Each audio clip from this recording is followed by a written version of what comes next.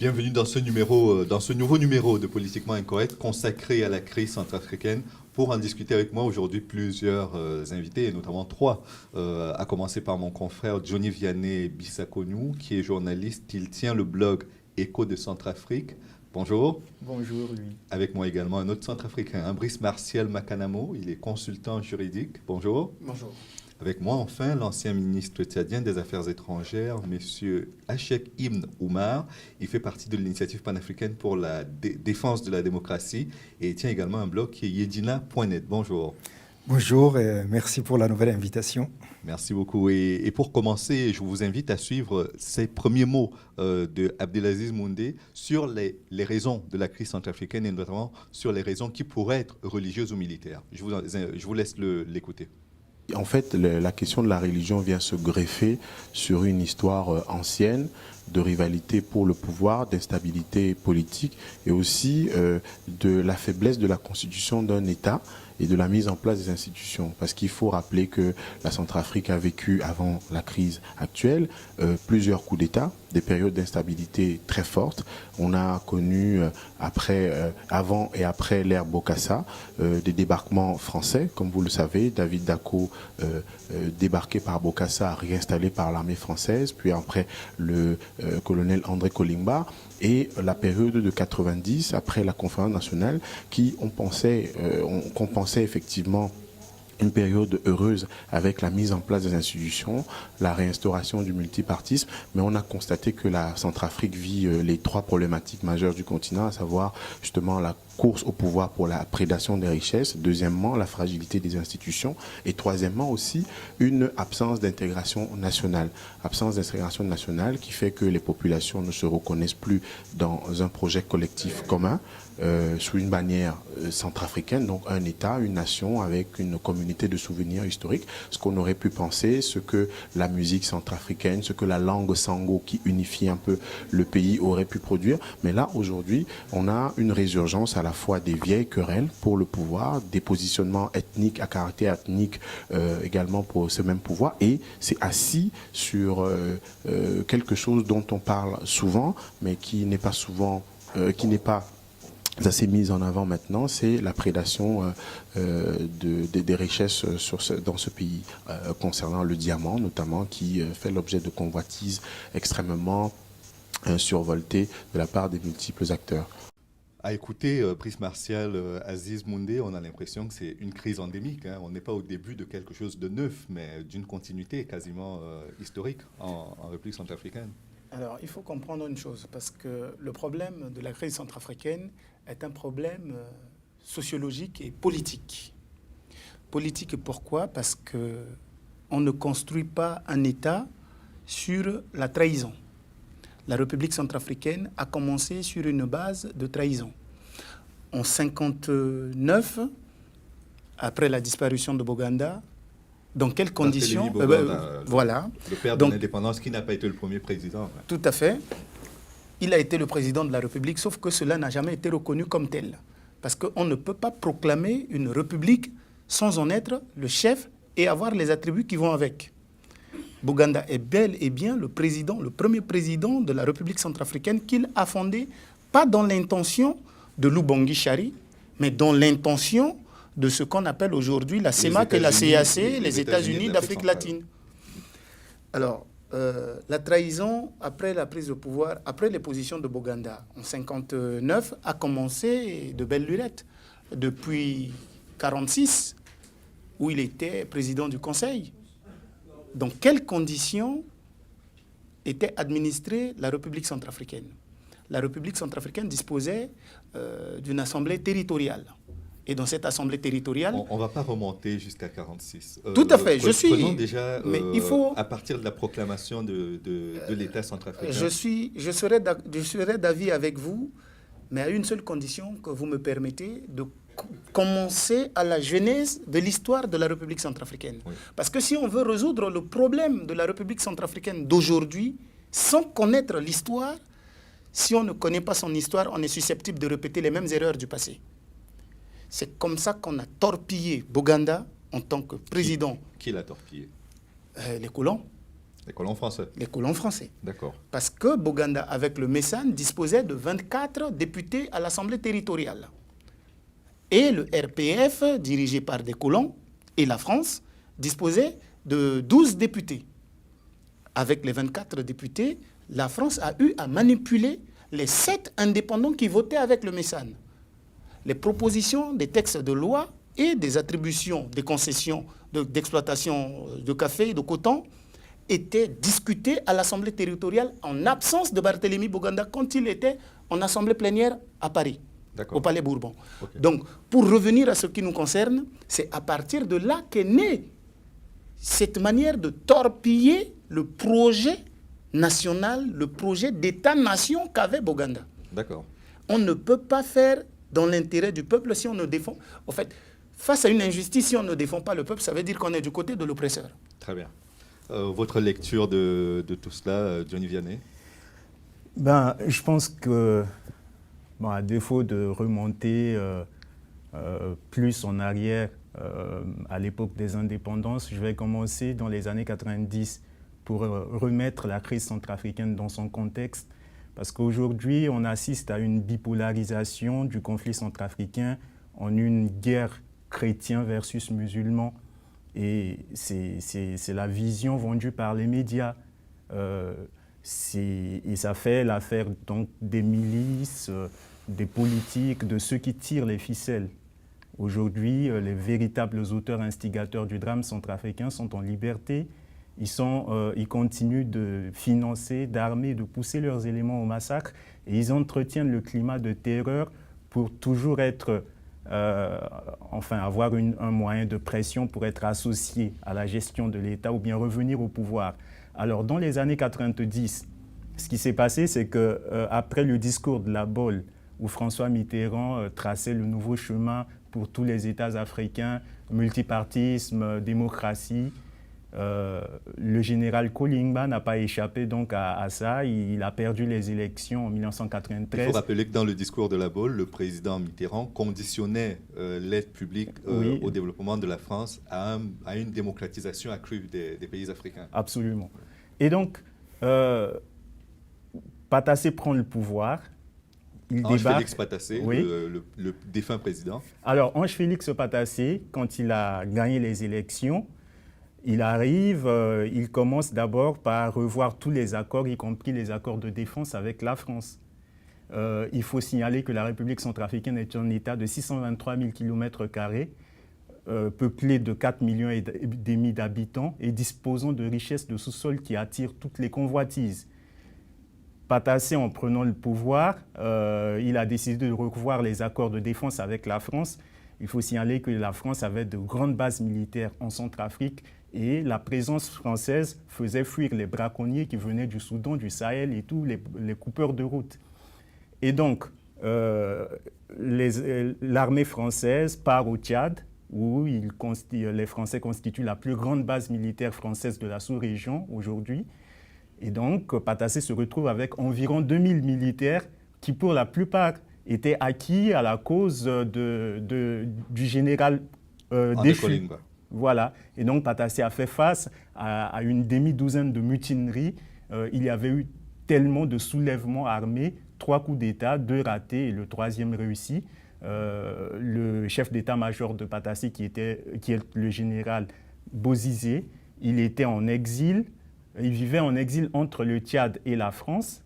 Il a réussi un coup d'État avec l'appui du Tchad. Et il a gouverné.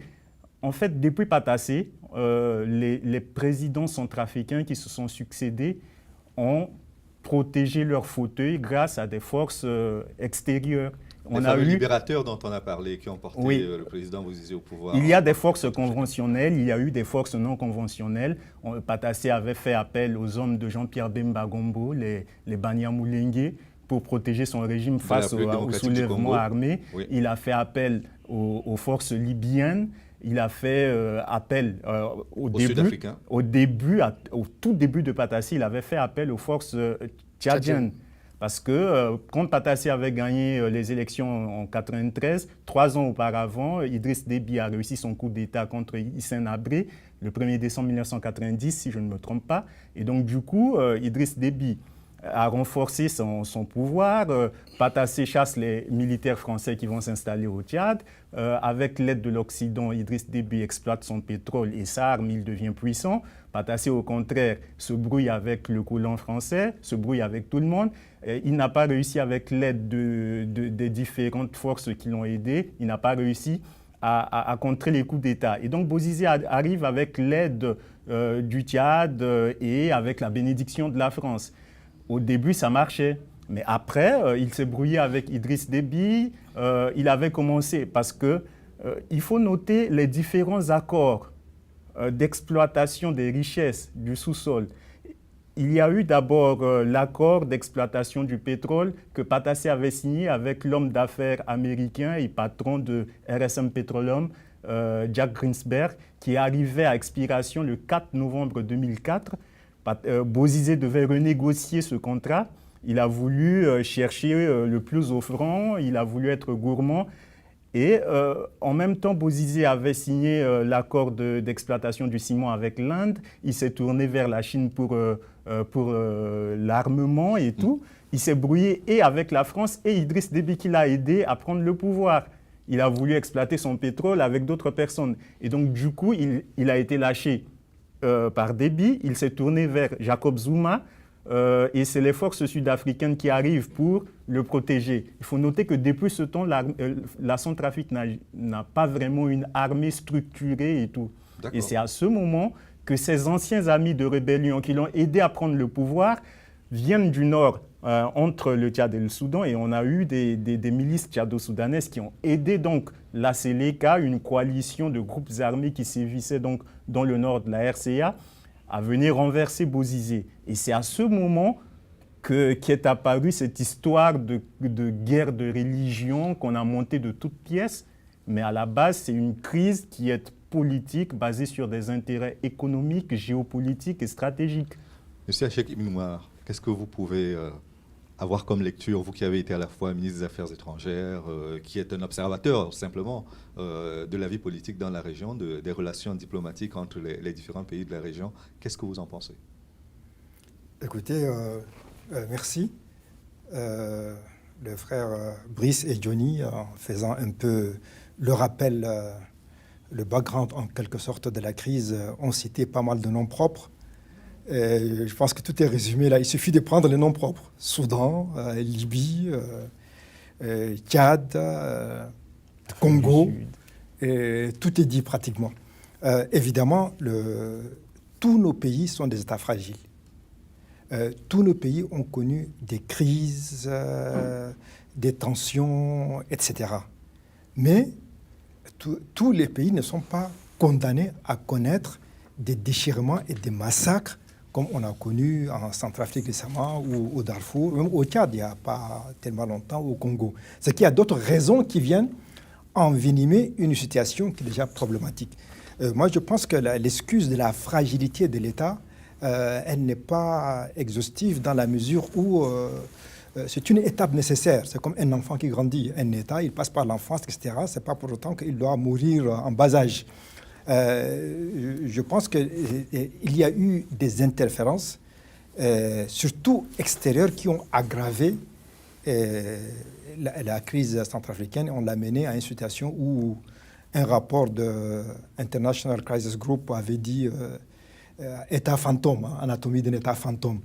C'est un État à travers lequel... Oui, c'est un État transparent, quoi. On voit à travers, quoi, si vous voulez, quand il passe, si c'est un être humain, quoi. Je pense que c'est... alors, sur le plan externe, il y a deux types d'attitudes. Il y a une attitude passive qui parfois peut être aussi dangereuse et destructrice que l'attitude active. L'attitude passive, c'est de ne pas faire ce qu'il faut au bon moment. Qu'est-ce qui aurait dû être fait? Ma lecture personnelle, oui, c'est que la crise, parce que c'est les dérapages militaires qui conduisent à la dégradation de la situation à un niveau qui paraît presque incontrôlable. Or, même si la Centrafrique a connu des coups d'État, des régimes de parti unique, c'est quand même à partir des mutineries contre Patassé en 96-97, rappelé par Johnny, que l'armée a vraiment commencé à se démanteler et devenir une épine dans le pied de la nation. Or, à l'époque, même s'il y avait le fond que l'armée était constituée en grande partie par des gens appartenant à la même ethnie que le président précédent à Patassé, feu Kolimba, paix à leurs âmes à tous les deux, c'est quand même la raison immédiate, c'était les salaires. Or, à l'époque, moi j'ai eu le sentiment que la France en particulier, notre partenaire, la RCA, aurait pu régler cette question. Je lisais en venant que le dernier chiffre du budget centrafricain, je crois pour 2013, les recettes propres, les recettes propres, pas le budget, hein, c'était dans les 120 milliards CFA, c'est-à-dire à peu près 240 millions de dollars. C'est le prix d'un tableau de Cézanne qui a été vendu à Sotheby's il y a quelques années à 270 millions. C'est-à-dire que... C'est une somme dérisoire. Il fallait... D'ailleurs, moi, je dis en plaisantant qu'on devrait prendre les prix des grands tableaux de maîtres comme unité de mesure. Les Nations Unies donnent tant l'équivalent de 3 ou 4 tableaux. En fait, c'était ça. Pour toutes les recettes de la RCA, le Tchad seul aurait pu régler le problème. Même s'il faut faire un plan d'endettement, sans compter qu'on a un fonds, soi-disant, de solidarité au niveau de la CEMAC. Exactement, c'est ce que j'allais vous dire, Excellence. Oui, oui. Il y a ce fonds qui fonctionne. La Centrafrique en sans bénéficie par moment. Sans compter la France. Et quand on voit les missions de maintien de la paix, le coût, je ne sais pas, la dernière mission des Nations Unies, ça va déjà dans les 600 millions de dollars. 300 milliards CFA. C'est beaucoup plus que 2 fois les recettes annuelles de la RC à peu près. Ça, c'est... Alors, quand il faut donner à manger à quelqu'un, c'est comme chez nous en Afrique. Quand il faut soigner quelqu'un, personne n'est là. Mais une fois qu'il est mort, pour faire les funérailles, on dépasse des millions. C'est à peu près la même chose. Quand il fallait faire le minimum pour que le pays ne sombre pas dans la crise, personne n'est là. Maintenant, quand la crise est là, il faut aller envoyer des troupes, faire la paix, faire des conférences. Là, on dépense sans compter. C'est quand même assez intriguant comme attitude. Oui. Donc, je dis, la première responsabilité passive, ou ne pas faire le bon geste, le petit bon geste au bon moment. Évidemment, le plus grave, c'est que les actions actives. Et là, la Libye, le Tchad, la Centrafrique, la France, n'en parlons pas, le Soudan, le Congo, les 2 Congos, hein, et y compris même, pas seulement les États, mais les États en devenir, je veux dire les mouvements armés qui prétendent contrôler les uns. Tout le monde a considéré que la RCA, c'était en fait l'élève souffre-douleur de la classe où les gens qui ont une mauvaise note peuvent lui donner une gifle pour satisfaire. Pour satisfaire, en quelque sorte, quoi. Alors là aussi, et au niveau de l'Afrique centrale, et au niveau de l'Union africaine, et au niveau des Nations Unies, il y a eu un laxisme qui a laissé la souveraineté d'un pays quand même fondateur de l'Organisation de l'Unité africaine, un pays souverain, un pays membre des Nations Unies, se faire piétiner d'abord par des États, puis par des groupes, puis par des bandits, puis par des rébellions de toute la région, même au-delà, sans qu'il y ait une protestation, une action pour mettre fin à cela. Donc je pense que ce sont les 2 problèmes. Il fallait faire peu quand c'était nécessaire, on ne l'a pas fait. Et quand la crise a commencé, tout le monde a piétiné, et a commencé par les pays qui sont censés être frères de la RCA, en particulier le Congo, le Tchad et le Gabon également, qui a déjà abrité... Oui, bon, le Gabon moins, il faut reconnaître. Le seul qui est un peu irréprochable dans cette histoire, je dis malheureusement, parce que c'est Paul Biya de Cameroun, je dis malheureusement parce que d'autres aspects de la politique camerounaise quand même ne sont pas tellement c'est le seul. Mais tous les autres pays, ils ont joué soit leur jeu propre, soit le relais d'autres puissances et qui ont mis le pays en morceaux. Et maintenant, on ne peut pas, évidemment, un chef d'État africain, il y a quelques années, parlant de la dette, il a dit on n'a pas vu un État prendre un autre État, l'amener en prison. Donc on ne peut pas amener ces États-là en prison, mais il faut qu'ils réparent les dégâts qu'ils ont commis. Ça a une responsabilité qui n'est pas seulement des Centrafricains, mais qui est celle des États voisins et de la France, et qui est celle des opposants, comme nous autres, les démocrates de la société civile de ces pays, pour faire pression sur leur gouvernement, pour leur mettre le nez dans leur classe et leur amener à réparer ce qu'ils ont fait. Brice Martial.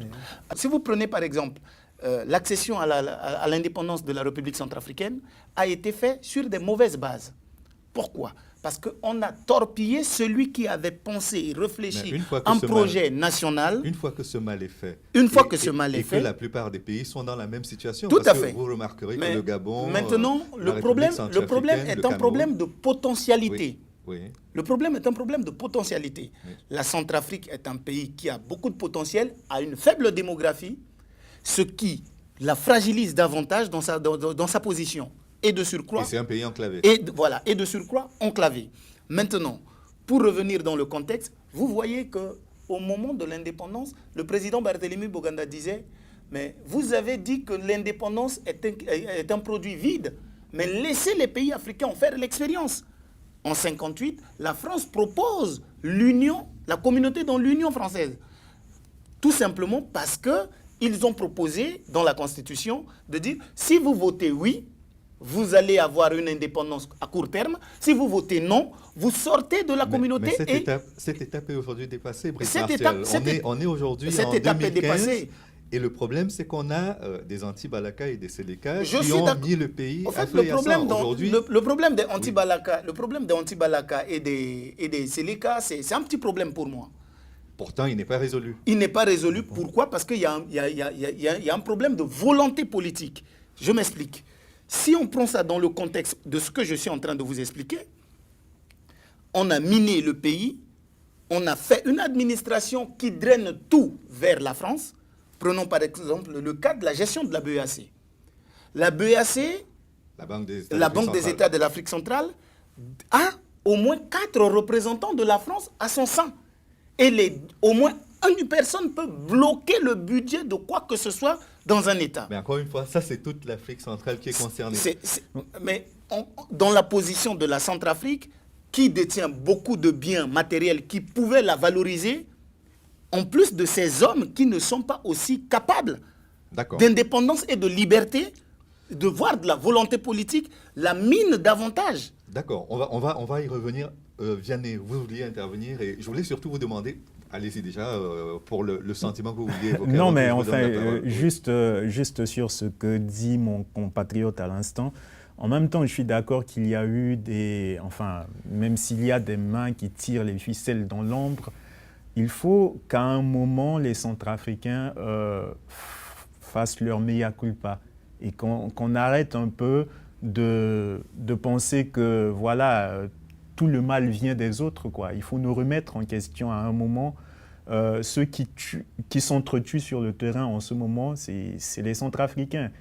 Aussi longtemps qu'on ne verra pas un Blanc venir tirer à bout portant sur un Centrafricain, il faut à un moment voir où est la part de responsabilité des Centrafricains dans la situation actuelle. Ok, on est tous d'accord qu'il y a eu toutes ces questions de signature, de contrats d'exploitation, par exemple l'affaire Areva, Uramine, sur les mines de Bakouma, où il y a eu une entente en douce entre Areva et Uramine et Bozizé qui décide, l'administration Bozizé en tout cas, qui décide que cette entente était illégale et qui a porté l'affaire devant la justice et tout. Et dans cette affaire, il y a eu des noms comme celui du maire de Levallois-Perret, Patrick Balkany, qui aurait touché jusqu'à 5 millions de dollars de commission pour avoir joué les intermédiaires. Il y a tous ces à côté qu'il faut voir. Mais les responsables premiers de la crise en Centrafrique sont des Centrafricains qui se battent d'abord pour le pouvoir non partagé, le pouvoir mal géré, le pouvoir qui est... Enfin, l'alternance n'a jamais été démocratique depuis 3 décennies en Centrafrique. Il y a tout ça à voir. Si vous maintenez une population dans l'illettrisme, dans l'analphabétisme, vous lui faites faire tout ce que vous voulez. Le budget alloué à l'éducation n'est presque rien. Vous avez une population à près de 70% analphabète. Et quand vous lui tenez un discours populiste, vous montez cette population les unes contre les autres, les communautés, ça donne ce que nous voyons. Et donc, les Centrafricains ont aujourd'hui l'occasion, pendant ce forum, qui est mal parti quand même, de se regarder dans un miroir et de voir ce qui ne va pas et d'essayer de changer. Oui. Au lieu de tout le temps dire « ouais, c'est la faute à la France, c'est la faute à… » Oui, il y a tout ça, mais quelle est la part de responsabilité des Centrafricains dans ce qui se passe aujourd'hui? On se dédouane tout le temps et on refait les mêmes bêtises. En fait, vous pouvez répondre à Vianney. Je ne réponds pas vraiment à Vianney, mais j'apporte quelque chose de plus sur ce que Vianney a dit. Il faut comprendre une chose. On ne peut pas aller à la liberté sans avoir payé le prix. Comme on le dit dans le langage français, qui veut aller loin ménage sa mouture. Il faut comprendre une chose. En République centrafricaine, le problème qui se pose, c'est quoi? C'est la liberté ne se gagne pas gratuitement. C'est là où j'en viens à la trahison. Ces gens qui se battent pour le pouvoir, on a un ennemi invisible. L'ennemi invisible, c'est les multinationales qui viennent en Centrafrique pour les intérêts. Et comme au RDC. Comme au RDC. Voilà pourquoi, depuis la nuit des temps, ce pays ne peut pas être stable. C'est pour les biens matériels que détient ce pays-là. Maintenant, qui finance? Parce que s'il faut parler de la rébellion, comme je disais, c'est un petit problème. Qui finance les rébellions? Prenons par exemple le financement de ces rébellions. On ne va pas s'attarder sur le financement, malheureusement, parce que nous essayons déjà de comprendre. C'est la trahison qui amène ces hommes à aller chercher des relations et à être adoubés tout le temps de l'extérieur au lieu de faire un projet sur le peuple et de se baser sur le peuple. Quel est le leader politique qui ne cherche pas à fidéliser et à avoir confiance à son peuple, qui cherche tout simplement à avoir des affinités à l'extérieur. Prenons par exemple le cas de la… Je vais devoir vous interrompre malheureusement parce que nous sommes en train de déborder sur le temps qui était imparti à la première Veuillez m'excuser que je termine. Malheureusement, je vous permettrai… Excusez-moi que je termine, je vous en prie. Très brièvement. Prenez par exemple le cas de la transition qu'a géré l'ancien Premier ministre Tiangaï. Il était présenté comme l'homme de l'opinion internationale. Mais comment peut-on dire qu'un homme qui représente un peuple… Mais il ne s'en est pas réclamé. Mais il ne s'en est pas réclamé, mais l'opinion internationale, on a joué. C'est une opinion, c'est une opinion. Mais, sauf qu'il n'a pas fait quelque chose pour son peuple. Donc, tous ces gens qui ont gouverné la Centrafrique jusqu'aujourd'hui, pour moi, sont que des traîtres, sont des ennemis du peuple. D'accord. Parce qu'ils n'ont jamais eu un projet pour l'État-nation. Jamais. J'entends votre opinion. Et c'est le moment d'écouter également l'opinion d'Abdelaziz Moundé sur ce qui s'est passé récemment. Vous avez dû entendre parler de ces enfants qui ont été victimes d'agressions sexuelles de la part de soldats français. Voici ce qu'en dit Abdelaziz Moundé. On pourrait attribuer ça à des bavures, puisqu'il s'agit jusqu'ici justement de soupçons qui pèsent sur des soldats et non sur l'armée française de façon générale. Ce fait divers, tout au moins, vient révéler des pratiques qui étaient soit connues d'un cercle fermé, soit tabou. En tout état de cause, la question centrafricaine aujourd'hui, notamment la présence de l'armée française, pose deux problèmes. C'est l'incapacité justement des armées africaines, des dispositifs africains à prendre en charge les conflits quand ils dès leur avènement, ou tout simplement la capacité à les prévenir. Je rappelle qu'il y a un mécanisme, c'est la force africaine en attente, avec justement des positionnements, des prépositionnements de force sur les 4 zones délimitées du continent, et justement le Cameroun, en l'occurrence concernant la Centrafrique, devait être un pôle privilégié en la matière, puisque c'est Sékouba Konaté qui avait été désigné, avait fait la visite au Cameroun. Le dispositif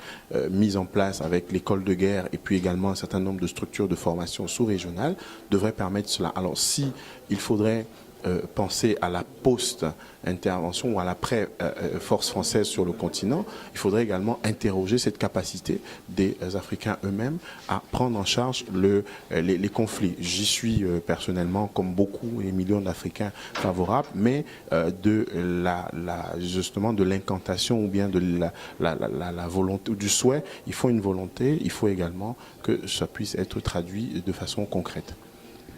Achek Imnoua, vous avez entendu Abdelaziz Moundé. Déjà, votre avis sur ce dérapage possible de soldats français en République centrafricaine? Bon, moi, ce qui me frappe, ce n'est pas tellement ce que vous appelez le dérapage de ces soldats, c'est plutôt le dérapage médiatique. C'est-à-dire que vraiment, là, il y a un événement extraordinaire qui s'est créé, alors que dans nos pays, on sait très bien que toutes les forces étrangères, surtout celles de maintien de la paix, sont toujours accompagnés par des pratiques de ce genre. On a eu des scandales à plus grande échelle que cela à l'est de la RDC. Et je me souviens déjà, quand j'étais au collège au Tchad, quand il y avait les premières interventions françaises au Tchad, dès qu'il y avait tout autour de la base un certain nombre de soi-disant boîtes de nuit, mais qui étaient, excusez-moi, plutôt de lupanards, et les filles venaient des pays voisins, on les appelait d'ailleurs les coopérantes à l'époque, et croyez-moi, Comme à les l'époque... coopérantes techniques, les assistants Voilà, techniques voilà. qui étaient en... Oui, oui, et c'était tout un business, et il n'y avait jamais eu de procès, et je pense que personne, aucun policier ne s'est mis devant ces boîtes-là pour demander aux filles quels âges elles avaient. Donc, malheureusement, et surtout les forces de maintien de la paix sont payées quand même à des salaires très élevés. Et donc, quand vous avez beaucoup d'argent dans un environnement où les gens sont dans la survie, ce genre de phénomène dans tous les pays du monde se crée. Moi, je suis plutôt surpris par la surprise de l'opinion. Je ne dis pas que c'est une pratique générale des forces françaises, des forces des Nations Unies, mais ce genre de dérapage est inhérent pratiquement à ce genre de mission. Et la gestion même, oui, qui oui. en a été faite à la fois par les Nations Unies et par la France, me paraît également surprenante. Je ne sais pas si vous partagez cette surprise-là aussi. Là aussi, j'aurais presque une un réserve voile, parce que ce que les gens ce qu'on reproche actuellement à la France, Nations Unies, c'est d'avoir étouffé l'affaire. Oui, Mais étouffé par rapport à quoi? Par rapport aux médias? Mais c'est quand au bout d'un an. Non, par rapport aux médias, pour moi, ce n'est pas important que les médias les sachent. Le problème, c'est au niveau judiciaire. Qu'est-ce qui s'est passé? C'est ça qui est grave. S'il y a une procédure, même confidentielle, qui est en cours, les médias, excusez-moi le terme, bon, ça passe au second plan. Alors, et là, mon inquiétude est plutôt là. J'ai l'impression que, et c'est encore ce que j'appelle le piétinement de la souveraineté de la Centrafrique, j'ai l'impression que sur le plan judiciaire, on a oublié qu'on était dans un État qui a sa propre justice et qu'on est venu aider et qu'il y a des situations de ce genre. La justice centrafricaine devait, à défaut d'être saisie, associée à toutes les étapes, y compris confidentielles, de la procédure. Ce que, d'après les déclarations des uns et des autres, n'a pas été fait. Moi, c'est surtout ça le scandale. Donc, je suis surpris de la surprise des gens par rapport à un phénomène ultra connu. Et je suis choqué, non pas par rapport à blackout médiatique, mais par rapport à la marginalisation ou au mépris vis-à-vis des instances compétentes centrafricaines qui devaient être au cœur de cette histoire. Brice Martial, Alors, vous êtes consultant juridique, vous vous occupez de migrants en France notamment. Tout à fait, tout à fait. Alors, j'aurais à peu près les mêmes avis que Monsieur le ministre. Je suis surpris, pas du fait de la médiatisation, de l'annonce de l'information, mais je suis surpris de la gestion de l'armée et du gouvernement français. Pas plus loin au Maroc, l'armée a toujours géré des bordels pour le bon fonctionnement et du moral de ses troupes. S'il faut se référer à Donc ce pour que... vous, si c'était des personnes consentantes, il n'y aurait pas de problème. Si Ben, je résume de façon... Le problème est là. Est-ce que c'est la première fois qu'ils ont violé et abusé des femmes et des enfants en Afrique? Ils ont tenu des bordels au Maroc, en Algérie, en Centrafrique, en utilisant les mêmes méthodes que venait de dire Monsieur le ministre, D'accord. que c'est des boîtes de nuit. Tout au fond, c'est des bordels qu'ils utilisent. Maintenant, la deuxième surprise, c'est quoi? C'est que la personne qui dénonce publiquement a été mis aux arrêts. Pas aux arrêts, elle a été suspendue. Ben, il a été suspendu, quelqu'un qui est suspendu. C'est pas la même chose. Être aux arrêts... Ben, on l'empêche de travailler. Tout à fait. Oui. On l'empêche de vaquer à ses occupations. Il a une mission au sein des Nations Unies. Il connaît les règlements. Nul Oui. n'est censé ignorer la loi. Nul n'est censé ignorer la loi, mais je pense que vis-à-vis d'une injustice, si on se met du côté neutre, ça veut dire qu'on est du côté des oppresseurs. D'accord. Donc, dans ce contexte, il a bien raison de dénoncer. Ce qui m'a encore surpris davantage, et ce qu'également a dit le ministre, c'est-à-dire que comment peut-on faire quelque chose sur un territoire donné, une république qui a une souveraineté, sans en informer les autorités? Tout simplement parce qu'on n'a pas de considération pour ces autorités. Voilà la situation. Donc, tout simplement parce qu'on sait dans quel contexte ces individus sont arrivés aux affaires. Ils reviennent tout le temps chercher à être adoubés à partir d'ici au lieu de s'appuyer sur leur peuple. Voilà la trahison. Vianney. Alors, je rebondis sur les derniers propos de mon compatriote par rapport à un certain, enfin peut-être que la communauté internationale ne respecterait peut-être pas les autorités centrafricaines. De transition. Ouais. Moi, c'est la vague d'indignation qui a suivi donc ces révélations qui m'ont choqué, en fait. Et de la part des autorités centrafricaines, de la part de la justice centrafricaine, de la part des acteurs de la solidarité internationale qui vivent en Centrafrique. Enfin, pour ceux qui n'ont jamais vécu en RCA, je pourrais comprendre leur surprise et indignation. Après le coup d'État du 24 mars 2013, je me rappelle que j'ai fait des émissions avec le réseau des organisations de jeunesse en droits de l'homme qui ont recensé. Et moi, j'ai recueilli des témoignages de jeunes filles d'à peine 16 ans, 15 ans, qui ont été victimes de viols de la part des miliciens Séléka et qui ont témoigné donc sous anonymat. Et il était question de les orienter vers, je me rappelle d'IACI, Danish Refugee Council, vers COPI, la coopération italienne, qui avait des fonds de prise en charge et d'orientation. Et donc, COPI et DRC les orientaient vers l'association des femmes juristes centrafricaines. Alors, si le parquet de Bangui dit n'avoir jamais été au courant de viols d'enfants en Centrafrique, non mais pardon quoi.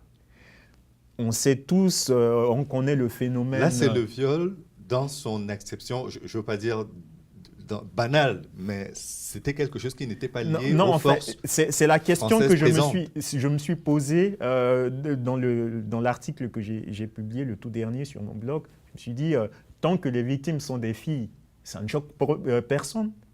Parce que on sait que ce sont des filles de 15, 16, 14 ans qui, au vu et au su de tout le monde, se prostituent souvent pour nourrir toute une famille. On sait que pendant les périodes de crise... Vous mettez cela sur le même... Je ne mets pas ça sur le même plan, sur le même pied d'égalité. J'essaie juste de dire que, voilà, on sait qu'il y a une situation qui est là depuis toujours. Ça n'a jamais fait réagir les autorités centrafricaines ni la justice centrafricaine.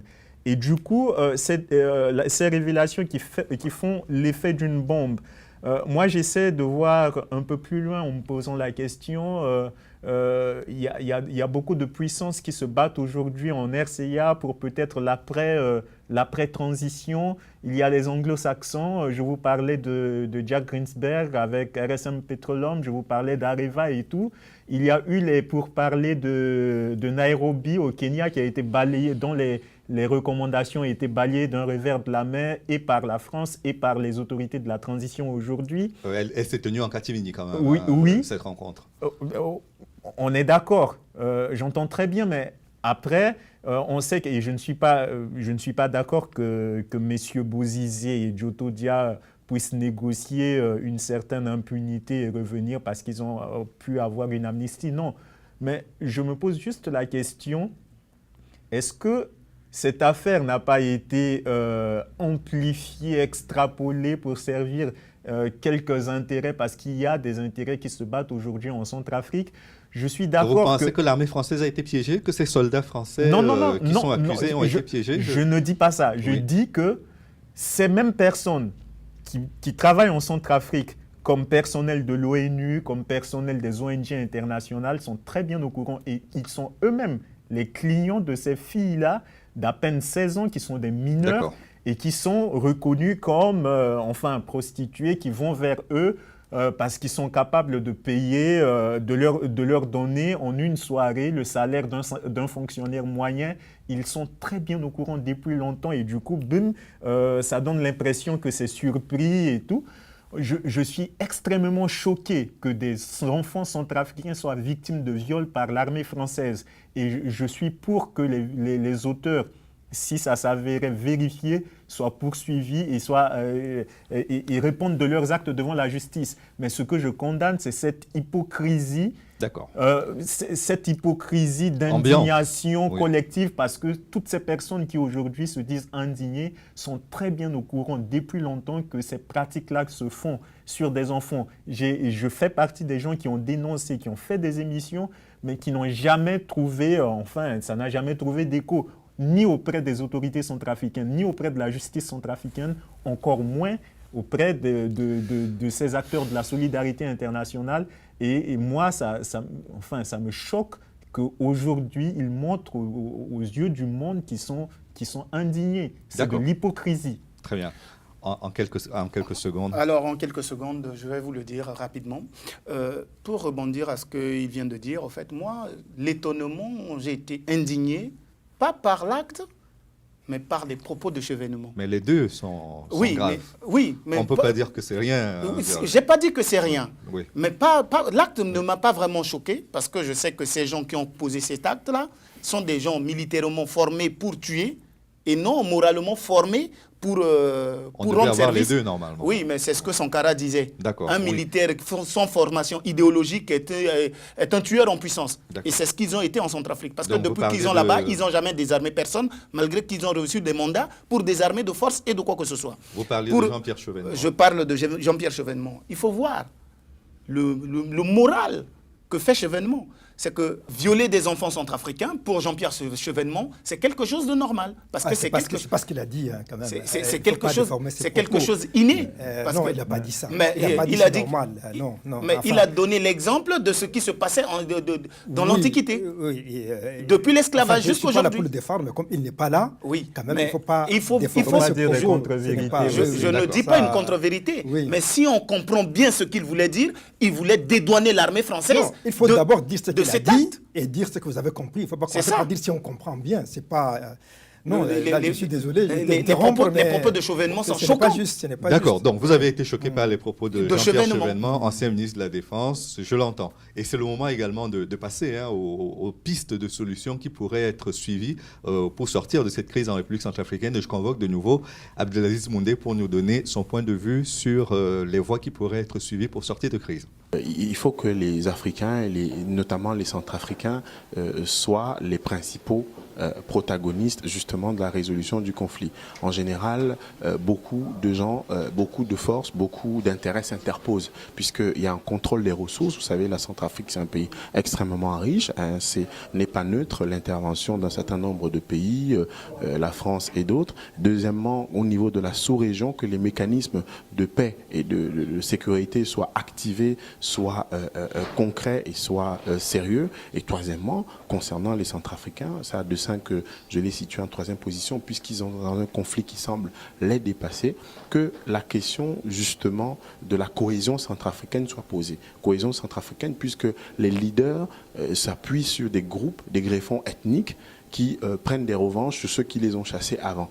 Donc il y a une sorte de rocher de Sisyphe effectivement interminable et infini qui fait que les mêmes causes produisent les mêmes effets. Donc il y a la question de la cohésion centrafricaine qui est au cœur, cohésion centrafricaine, mise en place des institutions, partage des ressources et des richesses, et in fine la question justement du développement de la Centrafrique qui doit incomber aux Centrafricains, mais à condition effectivement qu'avec le soutien des autres, qu'ils puissent prendre conscience de la nécessité d'arrêter avec cette course folle au pouvoir pour des questions de richesse sous le prétexte de représenter des ethnies ou de défendre de vieilles ou de solder de vieux comptes. Vianney.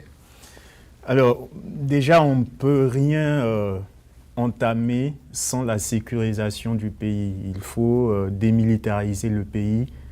C'est vraiment la condition sine qua non pour un début de retour à la normalité. C'est le désarmement et le cantonnement de toutes les milices, quelles qu'elles soient. Désarmement systématique, et c'est le mandat qui a été donné aux forces internationales quand elles étaient arrivées en Centrafrique. Vraiment désarmer ces milices sans foi ni loi. Maintenant, effectivement, il faut aller aux élections parce que il faut qu'il y ait quelqu'un qui soit issu des urnes, qu'on ait des autorités qui sont l'émanation de la volonté de la population, qui soient légitimes pour pouvoir conduire la destinée de la population. Après, il faut fonder un État-nation, que les gens se réclament centrafricains avant de se réclamer nordistes, sudistes, musulmans, chrétiens et tout. Mais ça, ça fait partie de la manipulation de la population dont on parle. Il faut que l'État, parce que la main qui donne, c'est celle qui commande. Aujourd'hui, la République centrafricaine ploie sous le fardeau de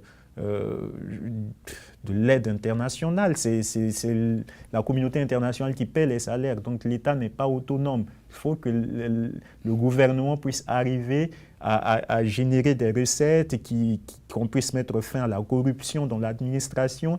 Il y a toutes ces petites choses à faire pour fonder un État digne de ce nom. Et on ne peut le faire que s'il y a une volonté que les Centrafricains se lèvent comme un seul homme et arrêtent de dire... Parce que moi, le spectacle qu'ils m'ont offert pendant ce forum, avant et pendant le forum qui est en cours, moi, c'est désolant. À Brazzaville. Quand les gens réclament 50% de... Quand des milices disent qu'il faut augmenter le quota des musulmans, je me dis arrêtez cette blague. Les musulmans de Centrafrique ne vous ont jamais demandé de prendre les armes en leur nom. Arrêtez de vous réclamer défenseurs des musulmans, c'est vous qui divisez la population. Quand les anti-Balaka insulte la mémoire des victimes en disant il faut ériger un monument en l'honneur des anti-Balaka qui seraient des patriotes et qui ne soient pas des malfrats et tout. Ça, vraiment, il faudrait que le Centrafricain redevienne conscient et puisse dire voilà, la destinée de la République centrafricaine, c'est nous, et il faut qu'on se regarde dans un miroir pour corriger les erreurs. Et aussi, on doit s'inscrire dans une dynamique sous-régionale. Moi, l'exemple du Cameroun m'a toujours flatté, même si d'aucuns pourraient dire que Biya est là depuis 81, enfin depuis 31 ans. Le président en exercice du Cameroun. Au moins, Paul Biya a su, depuis 30 ans, d'ailleurs, sur le plan macroéconomique, le Cameroun fait partie des premiers pays de la sous-région d'Afrique centrale, encore qu'il y a la paix. Ça n'a rien à voir avec bien, c'est les ressources naturelles du pays et les oui. cadres. Excusez-moi. Voilà. Oui, mais il a su tenir cette dynamique et à tous les niveaux, ça va. Et donc, je pense qu'on doit, nous, Centrafricains, enfin, quand je dis à tous les niveaux, mais sur un certain nombre de plans, oui. on pourrait copier sur les pays voisins et on devrait s'inscrire. La CEMAC, vraiment, chaque fois que je regarde cette communauté, je me dis, il n'y a pas de libre circulation des personnes et des biens pour aller dans certains pays de la CEMAC, il faut un visa vrai, et tout. Vrai, oui. Il faut corriger les choses au niveau sous-régional aussi. Très bien. OK. Docteur, vous avez la dernière. Qu'est-ce qu'il faut faire? C'est compliqué. Évidemment, la première responsabilité incombe à l'élite centrafricaine. Pas seulement politique, mais aussi la société civile et tous les leaders d'opinion. Et ce qui est vraiment inquiétant, moi je l'avais dit à une récente tribune sur le Mali, mais ça s'applique à RCA, dans des situations de crise, on trouve que les élites dites traditionnelles et quelque part archaïques, rétrogrades, telles que les chefs religieux et les chefs des tribus, œuvrent plus pour l'unité nationale que les élites dites modernes, bardées de diplômes. C'est quand même assez intriguant pour l'avenir du continent de faire ce constat. Pour reprendre donc la fameuse devise de l'UNESCO, la guerre naissant dans l'esprit des hommes, c'est dans l'esprit des hommes qu'il faut ériger les constructions de la paix. Je pense qu'il y a un problème de réconcilier les consciences et les esprits en Centrafrique. Or, malheureusement, nous, les Africains en général, on n'accepte pas l'autocritique. On est toujours dans la vindicte et de pointer le doigt sur l'autre. Donc, il faut que ceux qui ont été aux affaires, mais même ceux qui n'ont pas été directement aux affaires, mais qui ont eu à jouer un rôle, au lieu de demander à juger ou à faire des procès, fassent leur autocritique. Je pense que ça va rassurer la population, parce que la population n'a plus confiance à ses dirigeants. Et je crois que ça va régler un peu le dilemme de justice et réconciliation. Dans tous les pays en crise, si on fait justice, c'est contre la réconciliation. Si on dit réconciliation, c'est impunité. Je pense que la synthèse de ça, c'est l'autocritique. C'est-à-dire qu'on se punisse soi-même en quelque sorte. Ça, c'est la première chose. Deuxième chose, bon, ça, c'est pas une mesure, mais plutôt un souhait. il faut que si les élections, quand les élections auront lieu, il faut qu'elle en sorte un chef d'État et une équipe qui soit à la hauteur de cette tâche de réconciliation et de reconstruction. Et là, on a eu des chefs d'État assez catastrophiques. Le troisième point, c'est la question du désarmement. Évidemment, sans sécurité, rien ne va. Mais le désarmement est déjà dans les programmes, je crois que... Le DDR, le fameux non, DDR. bien avant. Oui. La RCA, je crois, elle est à sa 11e ou 12e mission internationale de maintien de la paix. Oui. EUFOR, MINURCAT, MISA, MISBA, etc. Donc, ce n'est pas simplement une question de programme, c'est une question de faisabilité. Or, le désarmement par la force ne marche pas. Sauf dans des cas vraiment extrêmes, on arrive à, disons, cerner le groupe. Il faut que ce soit un désarmement attractif en quelque sorte. Nous savons que les jeunes qui vont dans les anti-Balaka ou qui vont dans la Séléka, ils ne sont ni chrétiens, ni musulmans, ni autres. Ils veulent avoir une arme et avoir de quoi vivre. Donc il faut que le désarmement soit accompagné des mesures incitatives sur le plan matériel et sur le plan professionnel pour ces jeunes-là. Et troisième point que je voulais conclure par ça, c'est sur le plan financier. La RCA a des besoins financiers par rapport à l'extérieur. Mais comme a dit le jeune frère Johnny, la main qui donne est toujours au-dessus de la main qui reçoit. Et je pense que pour sortir de ça aussi, on peut transformer les contributions extérieures en prêts. Et je ne dis pas ça à la légère, parce que d'abord les prêts... Pour ne pas infantiliser. Oui, pour ne pas infantiliser le pays, oui. Pour savoir que c'est notre argent. Et la RCA, rien que par le diamant artisanal, a de quoi indexer n'importe quelle enveloppe de prêt sur des ressources à venir, mais à condition qu'il y ait un montage qui soit cohérent et qui puisse attirer, y compris les investisseurs internationaux et privés, parce que les gens, comme on dit, l'argent appelle l'argent. Là, il y a intérêt, même si c'est dans 30 ans, les gens viendront. Et ce n'est pas la mendicité. Merci voilà. beaucoup. Merci beaucoup, docteur. Je rappelle que vous êtes le docteur Cheikh Ibn Oumar, que vous tenez le blog Yedina.net et que vous êtes membre de l'initiative panafricaine. Je suis pour la docteur honoris défense causa offert par Voice Africa, de la démocratie. pas docteur d'université. Merci également à Brice Martial Makanamo, qui est consultant juridique. Merci enfin à Johnny Vianney Bissakonou, qui tient le blog Écho de Centrafrique. C'est rcainfo.mondoblog.com. Merci à vous tous. Merci de nous avoir suivis. Et surtout, restez en compagnie des programmes de Vox Africa. On se retrouve la semaine prochaine pour un autre numéro de Politiquement Incorrect.